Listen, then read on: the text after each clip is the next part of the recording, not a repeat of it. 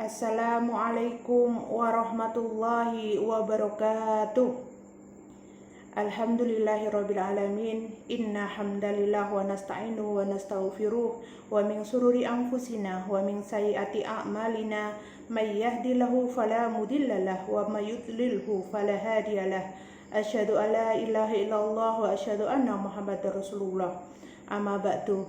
Alhamdulillah, ibu-ibu sholihah semuanya, kita diberi kesempatan oleh Allah untuk bisa menikmati bulan Ramadan tahun ini, dan kita berharap kita masih dipertemukan kembali sampai akhir Ramadan dan bahkan Ramadan di tahun depan, dan bisa mengisinya dengan amal ibadah yang lebih baik dari tahun ke tahun. Amin. Dan tidak lupa salawat serta salam kita haturkan kepada junjungan kita Nabi Muhammad sallallahu alaihi wasallam, yang kepadanya kita menjadikan beliau sebagai teladan, sebagai panutan, bahkan kita berusaha untuk melaksanakan atau mengamalkan sunnah-sunnah yang beliau ajarkan, agar kita termasuk ke dalam golongan orang-orang yang dicintai olehnya, dicintai oleh Allah, dan akhirnya bersama beliau nantinya di jannah. Amin. Ibu-ibu majelis taklim yang saya muliakan, yang insya Allah dirahmati oleh Allah SWT, Allah sudah memberikan kesempatan kepada kita untuk menikmati bulan penuh berkah Ramadan ini. Maka sudah selayaknya kesyukuran yang harus kita lakukan adalah dengan memperbanyak amal ibadah, dengan menambah kualitas ibadah kita. Mungkin dari sholat ditambah dari sisi kekhusyukannya, dari sisi bacaan Al-Quran ditambah kualitas maupun kuantitasnya, dan lain sebagainya. Dan salah satu amalan yang mungkin bisa menjadi amalan unggulan kita di bulan Ramadan ini, yang insya Allah akan mendapat lipatan-lipatan pahala yang kita tidak perlu menghitungnya, karena insya Allah yang sudah menjanjikan bahwa Allah akan memberikan pahala yang dilipat gandakan. Apalagi di bulan ini kita tahu amalan sunnah akan bernilai wajib, amalan wajib akan dilipat gandakan oleh Allah.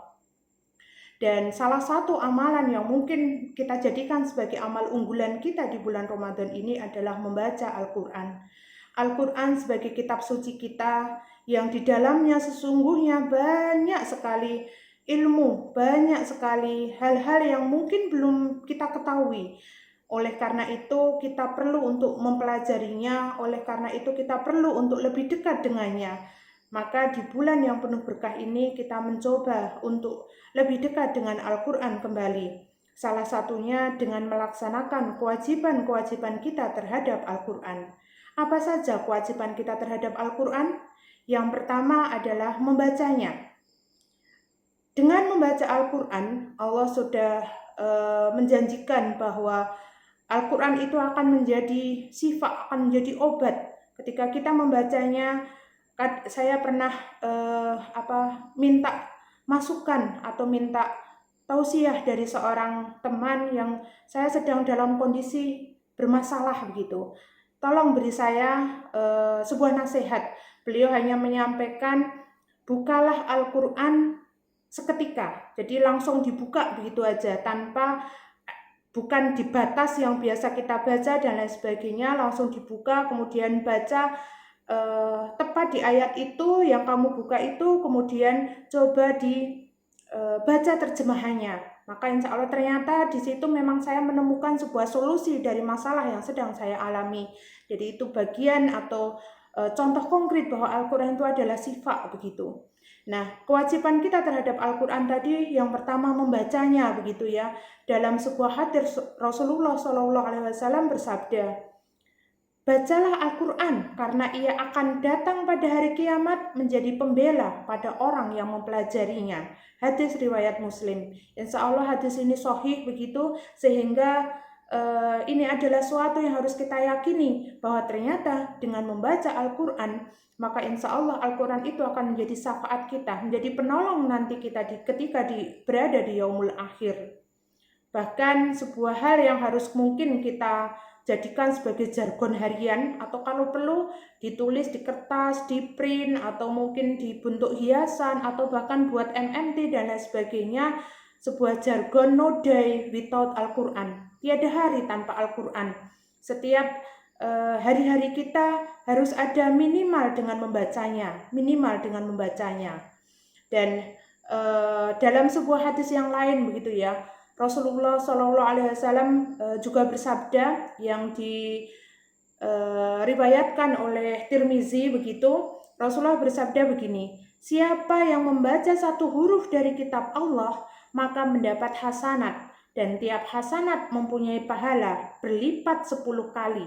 Saya tidak berkata bahwa alif lam mim itu satu huruf, tetapi alif satu huruf, lam satu huruf, dan mim satu huruf. Coba, berapa saja yang sudah kita coba baca di bulan ini, di hari pertama Ramadan, hari kedua Ramadan, dan seterusnya. Ketika kita mulai dari Al-Baqarah, alif lam mim, kita sudah mendapatkan 3 huruf, artinya 30, karena dilipat gandakan, dan lipat gandaan lain yang kita tidak tahu. Karena itu hak prerogatif Allah untuk menentukan berapa jumlah pahala yang akan kita terima. Belum dzalikal kitabul la raiba fih, dan ayat selanjutnya di surat Al-Baqarah. Dan surat-surat lain. Itu artinya betapa ini menyemangati kita untuk menambah terus bacaan-bacaan Al-Quran kita. Kalau mungkin tahun kemarin kita berhasil menghatamkan 1 kali, berarti tahun ini, bulan Ramadan ini kita mentargetkan harus khatam 2 kali atau bahkan 3 kali.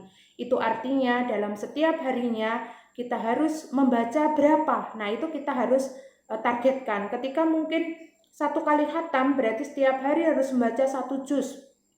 Ketika kita berpikir 1 juz wah berat, mungkin bisa disiasati dengan salah satu tekniknya para pembaca Al-Quran yang beberapa kali khatam begitu ya, setiap ba'da sholat wajib begitu ya, mereka membaca 2 lembar. Ketika subuh 2 lembar, zuhur 2 lembar, dan seterusnya sampai isya, maka nanti akan ada 10 lembar. 10 lembar itu berarti sudah 1 juz. Bisa disiasati seperti itu. Artinya ketika kita ingin menghatamkan lebih dari 1 juz, misalnya kita ingin menghatamkan 1 kali khatam di bulan ini, maka kita harus membaca setiap ba'da sholat itu lebih dari 2 lembar. Ketika 2 kali khatam berarti 4 lembar. Begitu seterusnya, sehingga insya Allah target 2 kali khatam di bulan Ramadan ini, di tahun ini, yang insya Allah kita meniatkan lebih baik dari tahun kemarin, itu akan tercapai. Semoga dengan kita istiqomah, dengan kita semakin kita berharap bahwa ini bukan Ramadan terakhir kita, tetapi ada ketakutan bahwa ini menjadi Ramadan terakhir kita. Dengan itu, semangat itu begitu ya akan membuat kita menjadi semakin termotivasi untuk benar-benar bisa menghatamkan Al-Quran lebih banyak lagi dari tahun sebelumnya. Kewajiban kedua terhadap Al-Quran adalah mempelajari dan mentadaburinya. Mempelajari dalam hal ini banyak sekali media yang bisa kita lakukan, termasuk salah satunya belajar tahsin begitu ya. Mentadaburinya dengan membaca terjemahannya, dengan membaca tafsirnya begitu, dengan bertanya kepada orang-orang yang lebih tahu, kepada para ustadz-ustadzah. Dan kalau kita mungkin sebagai seorang muslimah begitu ya, mengalami masa menstruasi, mengalami masa haid, maka bersungguh-sungguhlah untuk tetap membaca, untuk tetap mentadaburi, bukan dengan membaca Al-Qur'annya, tetapi bukan dengan membaca ayat-ayat Al-Qur'annya, tetapi dengan membaca terjemahnya. Sehingga ketika kita sedang tidak haid, kita berhasil one day one juz misalnya, 1 harinya 1 juz, berarti ketika kita sedang haid kita ganti dengan 1 hari itu berarti 1 juz terjemahnya berhasil kita baca, atau bahkan lebih, karena kan berbahasa Indonesia, seharusnya lebih menyemangati kita untuk pelajarinya. Karena ternyata ketika kita mengetahui makna atau arti dari bacaan Al-Quran yang kita baca itu akan lebih mengena, akan lebih hati itu akan lebih khusyuk ketika kita baca ayat-ayat itu dalam sholat begitu. Misalnya ketika kita baca Al-Fatihah, iyyaka na'budu wa iyyaka nasta'in, bahwa Allah tempat bergantung dan meminta, maka kita merasa yakin bahwa apapun kesulitan kita, ada tempat kita itu untuk meminta. Ada zat yang serba maha. Kalau saya bilang kepada anak didik saya, jangan katakan kepada Allah kamu punya masalah besar, tapi katakan kepada masalah bahwa kita itu punya Allah yang maha besar. Nah, keyakinan seperti itu karena termotivasi dari kita memaknai iyyaka na'budu wa iyyaka nasta'in. Jadi inilah pentingnya kita mempelajari dan mentadaburi Al-Quran. Kemudian kewajiban kita yang ketiga terhadap Al-Quran adalah dengan mengamalkannya.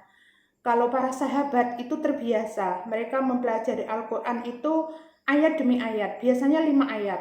Para sahabat itu mempelajari Al-Quran itu 5 ayat.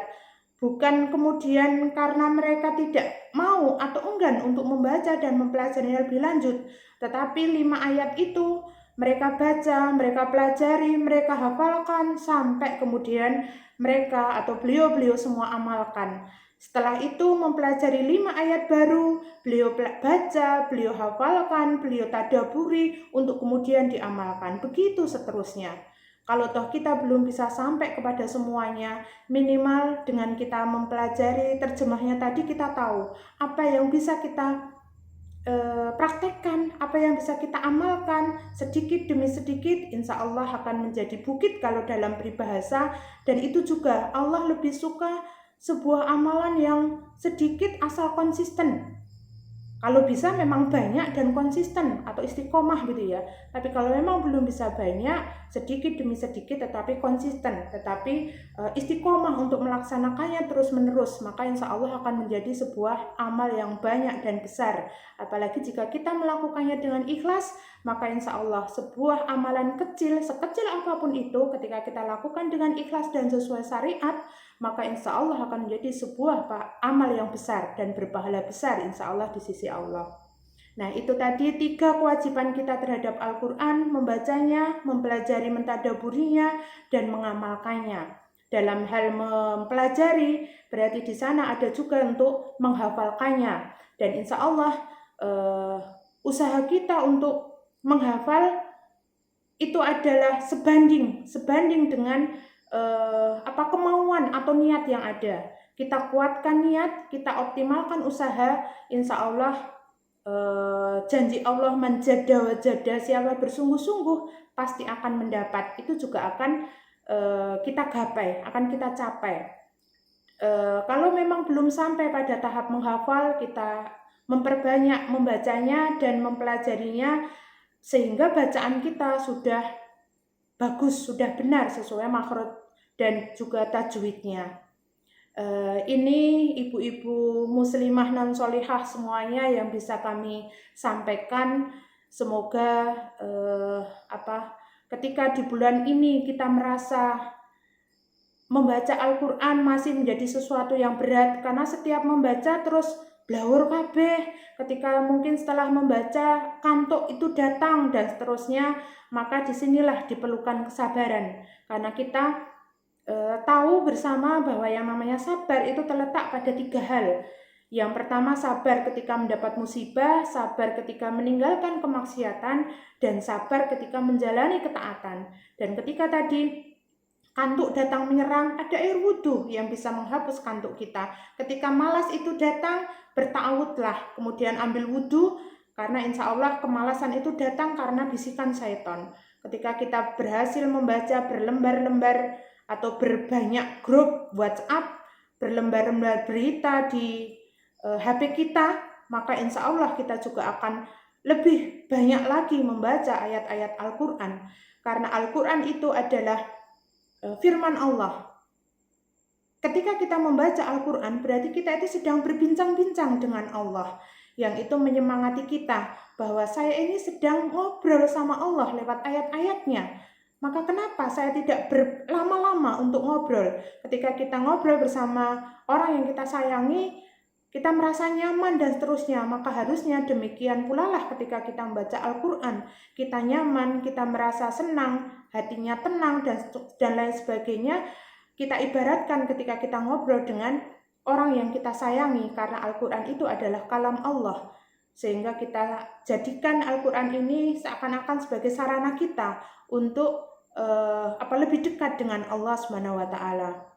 Demikian yang bisa saya sampaikan, mohon dimaafkan atas semua kesalahan dan semoga memotivasi kita bersama untuk menjadikan Ramadan ini sebagai bulan Al-Quran, sebagai tambahan semangat kita kembali begitu untuk lebih memperbanyak atau lebih dekat dengan Al-Quran.